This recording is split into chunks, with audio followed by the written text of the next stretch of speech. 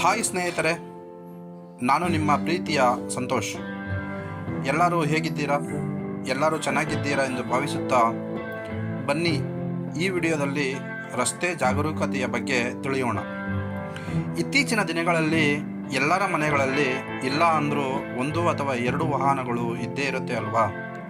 ಹಾಗಾದರೆ ನನ್ನದೊಂದು ಮನವಿ ಏನೆಂದರೆ, ದಯವಿಟ್ಟು ನೀವು ಮನೆ ಬಿಟ್ಟ ನಂತರ ಈ ಕೆಳಗಿನವುಗಳನ್ನು ತಪ್ಪದೇ ಪಾಲಿಸಿ. ಏನಪ್ಪ ಅಂದರೆ, ಮೊದಲನೆಯದು ಮನೆಯನ್ನು ಬೇಗನೆ ಬಿಡಿ. ಎರಡನೆಯದು ನಿಮ್ಮ ವಾಹನವನ್ನು ನಿಧಾನವಾಗಿ ಚಲಿಸಿ. ಮೂರನೆಯದು ನೀವು ತಲುಪಬೇಕಾದ ಸ್ಥಳವನ್ನು ಸುರಕ್ಷಿತವಾಗಿ ತಲುಪಿ. ಯಾವಾಗಲೂ ನೆನಪಿನಲ್ಲಿರಲಿ, ನಮ್ಮವರು ನಮಗಾಗಿ ಮನೆಯಲ್ಲಿ ಕಾಯುತ್ತಿರುತ್ತಾರೆ. ಜೈ ಕರ್ನಾಟಕ ಮಾತೆ.